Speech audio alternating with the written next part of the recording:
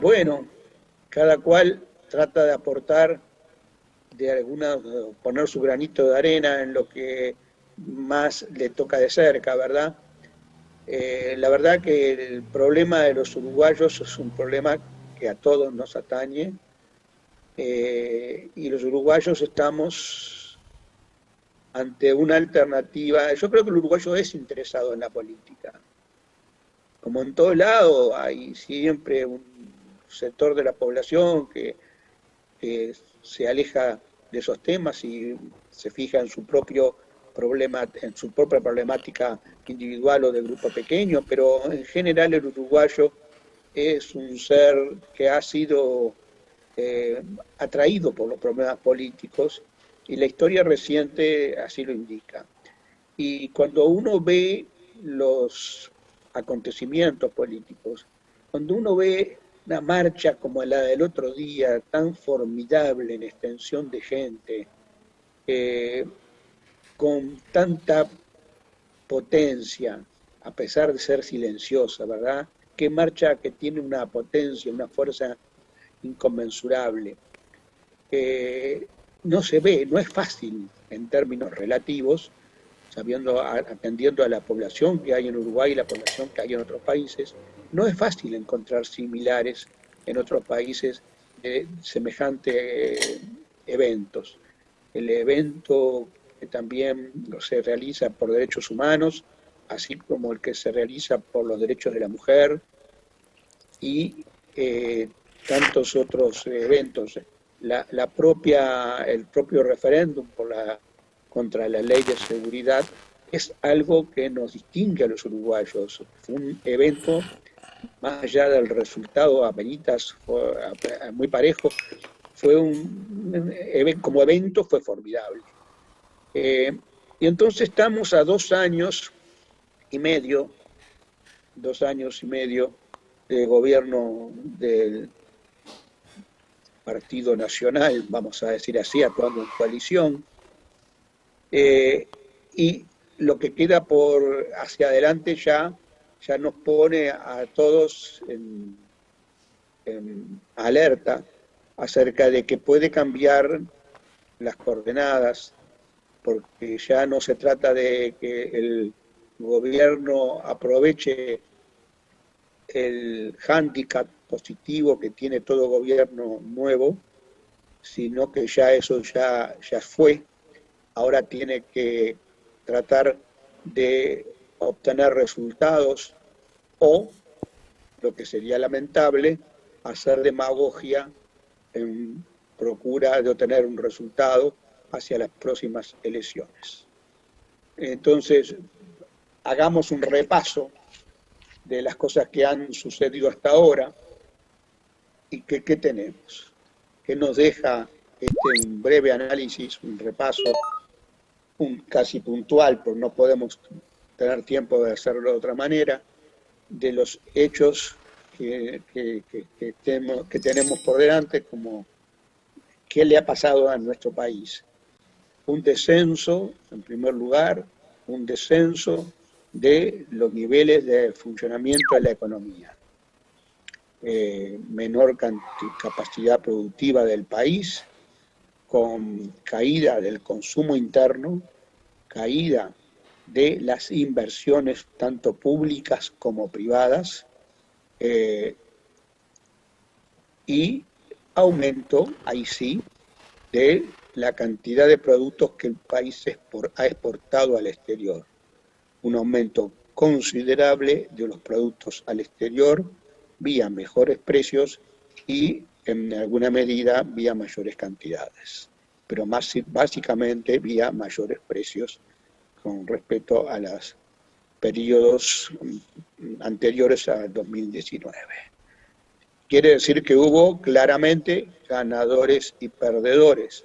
A los ganadores, el propio presidente de la República les llamó Maya Oro, a los cuales, haciendo el símil de lo que pasa en las carreras ciclísticas, en donde al que va ganando hay que protegerlo, meterlo adentro del pelotón, porque si alguien se dispara, el pelotón puede darle alcance y como el Maya Oro va en el pelotón, queda protegido y no es el que hace el desgaste los hacen los otros. Bueno, parece que de eso se trataba, de proteger a los que exportaron y ganaron mucho, los que produjeron y obtuvieron mejores precios de su producción agropecuaria, que ya sabemos dentro del modelo de desarrollo del país, son actividades como la soja, como la carne vacuna, como el arroz, que son los productos estrellas que el país exporta, que no tienen demasiado lo que llamamos los economistas valor agregado. ¿Quiere decir eso? Quiere decir que no tienen demasiado trabajo incorporado para producir esos productos, que no tiene calidad de trabajo, sino que se hacen en base a la producción agropecuaria, en donde no hay mucha cantidad ni mucha calificación de la mano de obra, y productos que tienen escasísima valoración y que de repente el tema valoración de la mano de obra incorporada, y donde de repente lo que más allí está pesando es el flete, el traslado de esos productos al puerto, de la estancia o de la producción primaria de donde están los granos, los hilos, hacia el puerto o del frigorífico hacia el puerto. Eso es un poco el panorama del país. No hay un modelo de desarrollo que esté alterando las cosas. Uruguay se maneja dentro de eso y los resultados son dentro de ese modelo. Luego, ha habido una caída del salario real, cosa que no acontecía en los últimos 15 años que gobernó el Frente Amplio. Hay una caída de las jubilaciones, del poder adquisitivo, de las pasividades, conjuntamente con el poder adquisitivo del salario real. Hay una caída en el nivel de empleo y con bombos y platillos se da cierta recuperación, pero de niveles muy bajos. Cuando hablamos de recuperación tanto del empleo como del Producto Bruto Interno, o sea, de la actividad económica en general, estamos hablando de recuperación desde el fondo del pozo. Se siguen perdiendo 40.000 empleos con respecto al año 1919, 2019. Hay un incremento de la pobreza ostensible que se va teniendo evidencias en la comunidad, en la calle, en el tema de la gente en situación de calle. Hay un incremento de la pobreza, de la cual también, con bombas y platillos, se dice de 100.000 pobres que había, se sacaron 60.000 pobres de la situación de pobreza. Bueno, ¿qué pasa con los 40.000 que siguen quedando? ¿Qué pasa con las ollas populares que siguen populando en el país?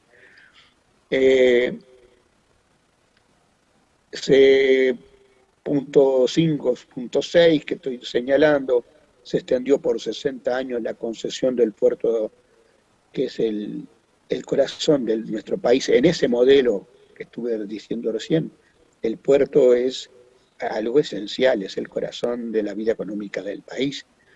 Puede serlo de cualquier otro país, en este caso, pero es un país que tiene, digamos, en el puerto un potente eslabón de la cadena productiva y comercial. Ese puerto se traslada, a la administración de ese puerto se traslada un monopolio privado de una empresa extranjera por 60 años, ni más ni menos, y los problemas que eso trae acarreado están empezando a visualizarse por el empleo en el puerto, porque los monopolios significan ahorrar costos por economías de escala, etcétera, etcétera. Y ese tipo de cosas va a ir en incremento y no hay nada que uno pueda sostener que está siendo en beneficio del país, ni siquiera de los precios de los servicios portuarios a los exportadores mismos. La otra cosa que que hemos asistido, ha sido la implantación de una ley llamada de urgente consideración, que no tenía nada de urgente para empezar y que no arrojó nada positivo a la luz de los hechos que han acontecido en el país. En la educación siguen los mismos problemas y todavía incorporando una rispidez por la no participación docente y un mal relacionamiento entre los actores del sistema. En la seguridad existen iguales o mayores problemas que antes, dando cuenta de que el problema no era endurecer, ni el problema era que no se reprimía porque se consideraba que las izquierdas no reprimen porque tienen contemplación a la gente que delinque, porque, y eso se vio que no está planteado en los términos que se plantearon, desviando la raíz del problema, que tiene mucho que ver, que cuando se decía cómo era posible que se justificara el aumento de la violencia por problemas entre bandas de narcos, era insostenible ese argumento por parte del Frente, y es el gobierno del Frente, y es el que realizan ahora a diario sin ninguna vergüenza de la contradicción que tuvieron con el anterior. En el tema de la vivienda, que también tenía incorporados temas en la LUC, nada positivo, todo lo que estuvo planteado allí fueron cosas que se van a ir evidenciando como negativas al transcurso del tiempo, unido a que no hay planes de nada, se han congelado todos los planes de vivienda que se estaban realizando, es decir, congelado en el sentido de que no ha habido nuevos, han seguido marchando los ya existentes y nada más. Y se ha reducido el presupuesto, evidentemente. Eh, lo que podemos también poder establecer como otro punto que es muy negativo, son las inversiones del sector público también congeladas, que se inauguran obras que ya habían sido comenzadas en el periodo del Frente. No se dice al respecto esa situación, sino que se dice como que qué bien que inauguramos una obra, y luego el sector privado, el Mayaoro, el que se había que protegerlo porque iba a invertir, porque iba a ser el dinamismo económico del país a partir de esa inversión, y en el marco de la teoría del chorreo, que no es compartible, pero que bueno, atengámonos a lo que ellos mismos dicen, esa inversión que iba a traer la felicidad pública, resulta que determinó que 10.000 millones de dólares le aumentaran los depósitos de los uruguayos en el exterior. Quiere decir que los ganadores, los exportadores, los Mayaoro, no invirtieron en el país, sino que se llevaron al exterior, depositaron en el exterior 10.000 millones de dólares.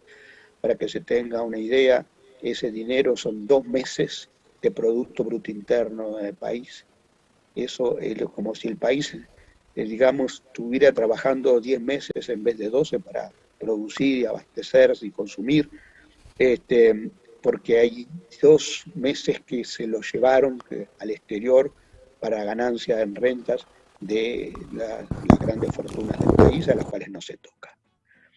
Entonces, ¿qué futuro nos depara en estos próximos periodos, 2 años, que el gobierno se va a forzar en hacer algo para mantenerse? ¿Qué futuro nos depara?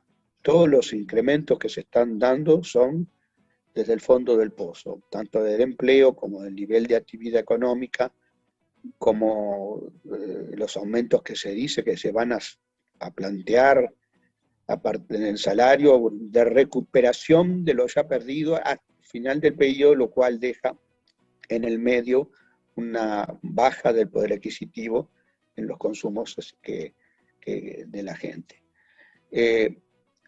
En cuanto a políticas de desarrollo, de crecimiento, no hay nada nuevo. Hay, en todo caso, seguir con el ajuste, bajo la idea de que ajustando y mostrando que las cuentas fiscales son buenas, vienen los inversores. Los del país parece que no vienen, se van al exterior. Y los inversores del exterior, yo qué sé, solamente que me digan que se cuenta lo que van a hacer en el puerto a partir de la regalía enorme que hace el país, que conlleva además una inversión del Estado para que la puedan hacer.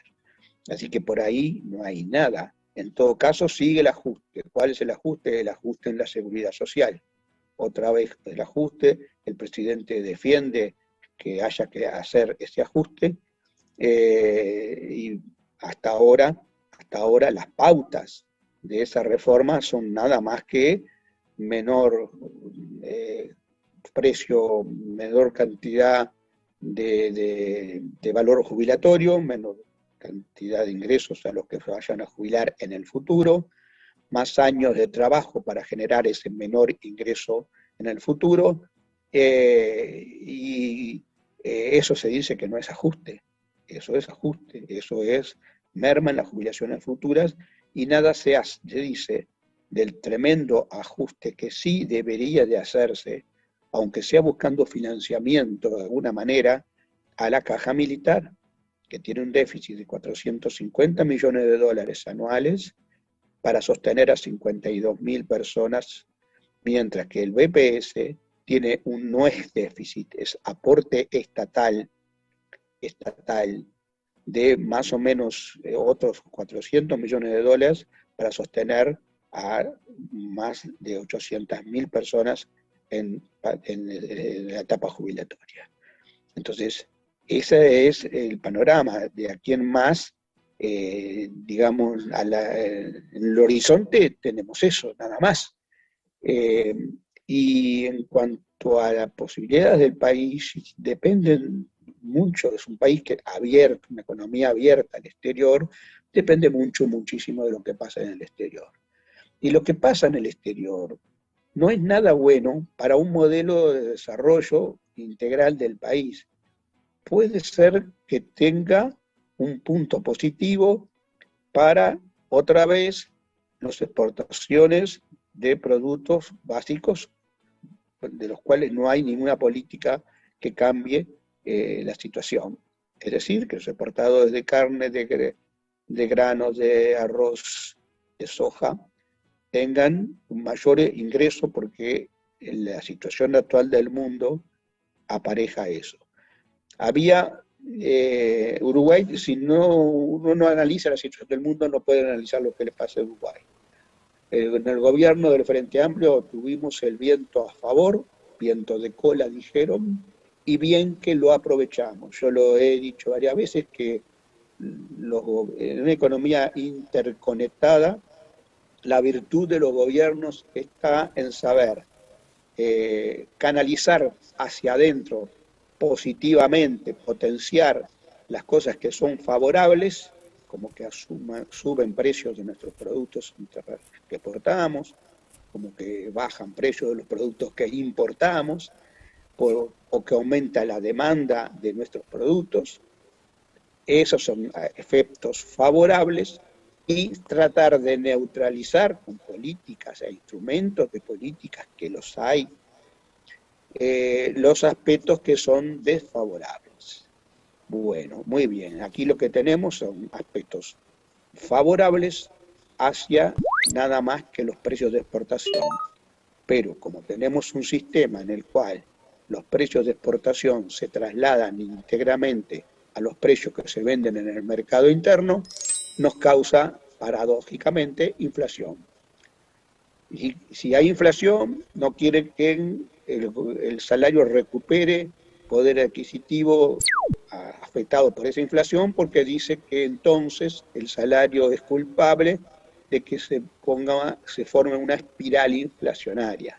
Esa es la política a la cual tenemos que enfrentar ahora, y una instancia son las negociaciones salariales, y otra instancia es la rendición de cuentas.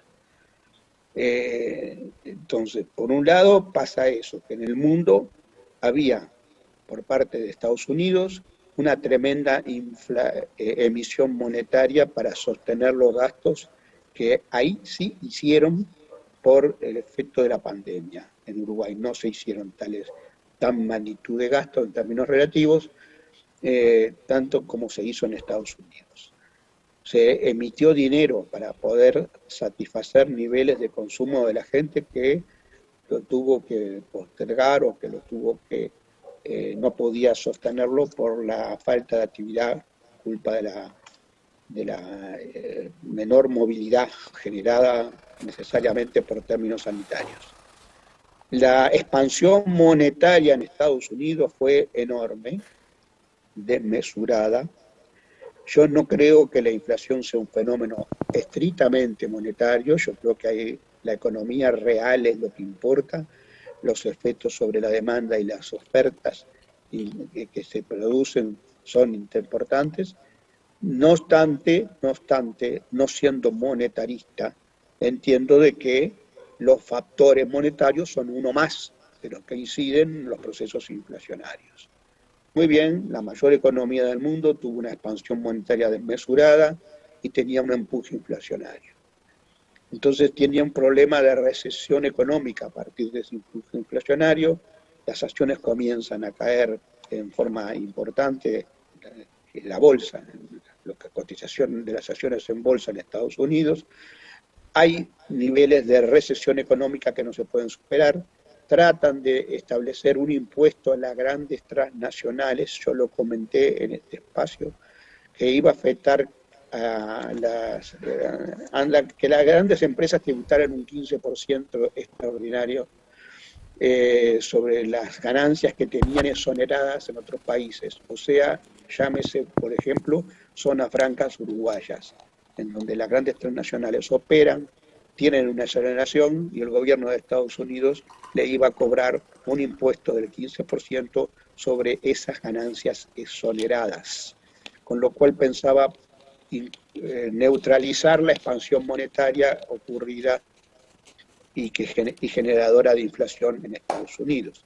Ese impuesto aparentemente sería para el año que viene, está en veremos, está en la controversia de poder, el poder de las transnacionales es importante, el poder de los estados es importante, en esa contraposición de poderes está la cosa. Personalmente no soy muy optimista en que ese tipo de cosa sea lo que vaya a cambiar el rumbo de los acontecimientos. Lo que Estados Unidos está necesitando es una guerra, porque el motor de la economía de Estados Unidos es la industria bélica. No hay ningún potente motor mayor que la industria bélica en Estados Unidos y en parte de la Unión Europea. Esta industria, en todo caso, la industria estadounidense funcionando tenía en Rusia, que tenía un gran mercado al cual se le quería vender e incluso estaban dispuestos a hacer inversiones en Rusia para extender el capitalismo. En la guerra se ganan no tanto como dominio de territorio, sino como dominio de mercados. Eso es lo que ha cambiado en términos de cómo la concepción antigua de la guerra y la concepción moderna de la guerra. Lo que importa es ganar el mercado y dejar a Rusia otra vez como suministradora de granos y de productos energéticos y vender en Rusia, que es un mercado potentísimo, y en China también, que es otro mercado potentísimo, los productos manufacturados de las transnacionales de Estados Unidos. O sea, casas centrales están en Estados Unidos y en los países de la Unión Europea. Entonces, eso con la guerra de Ucrania se ha trastocado todo, y por lo tanto, la recesión económica en Estados Unidos solamente se detiene con la economía de guerra. E incluso con el tema de Taiwán, ese esquema de guerra, que no es guerra nuclear, por lo tanto es guerra restringida pero gastadora, es guerra que implica gasto en armamentos y gasto en municiones y todo eso, esa guerra le sirve. Y no es imposible que así como la generaron de alguna manera por los hechos que se sucedieron en Ucrania, la puedan replicar en Taiwán, donde China no va a admitir que Taiwán sea un país que, que tiene convenios con China de reunificación, que eso se convierta en otro punto. China no va a permitir que se convierta en una Ucrania. Entonces, el panorama es ese. En ese panorama, ¿cómo se ubica Uruguay? ¿Cómo se ubica Rusia y China? Están tratando de evitar ese esquema de Estados Unidos y la Unión Europea se consolide, y tratando de unificar su sistema propio de pagos internacionales, en el cual debilita el dólar como moneda. No va a haber no se va a dejar el dólar, evidentemente. Una potencia en caída es una potencia que estaríamos pensando demora en caer y recurre a lo militar antes de caer. Entonces, de alguna manera, la potencia mayor militar sigue siendo Estados Unidos y nada hace prever un cambio sustancial en eso. El sistema de pagos internacionales, como sanción, las sanciones que han establecido que Nos tenemos que ir. realizarse en los países de Estados Unidos, aliados de Estados Unidos, de la OTAN, ha sido sanciones que están debilitando enormemente a la Unión Europea y generando la inflación a la Unión Europea y recesión a la Unión Europea, y el sistema de pagos internacionales se traslada a países de Asia con China y Rusia a la cabeza, que están generando una alternativa al dólar como moneda de reserva, y los bancos centrales del mundo van a tener que optar entre tener el dólar como moneda de reserva y otra moneda, y eso es un debilitamiento muy fuerte de la economía de Estados Unidos. En ese sentido, ¿cómo se comporta Uruguay? Y con todo lo que le va a pasar a Uruguay en los próximos años depende de cómo se sitúe. Parece ser que ir a Paraguay, a ver si Paraguay nos ayuda a salir del Mercosur, ir con el primer ministro de Inglaterra, no, no está enfocado en nada que tenga que ver con esta problemática internacional. Está a años luz de una solución. Sin el Mercosur fuerte, Uruguay no sale de esta. La presión de Estados Unidos, al perder ese poderío económico en áreas europeas, va a recaer sobre fortalecer su predominio en áreas de América del Sur y África. África está muy en disputa con China, y en todo caso, cómo nos paramos va a ser clave para el desenvolvimiento de la economía mundial de uruguaya, a partir de ese acontecimiento de la economía mundial, va a ser clave en los próximos años. No estamos enfocados en eso, estamos enfocados en cosas que totalmente no van al centro del problema, ni están generando una expectativa y unas posibilidades reales de cambiar un modelo de crecimiento que no nos va a sacar de esta situación. Carlitos Viera, muchísimas gracias por haber estado y muchas gracias por tu informe. Realmente muy bueno, Muchas gracias muy a amplio todos. y muy bueno. Gracias, Carlos. Muchas gracias por escuchar.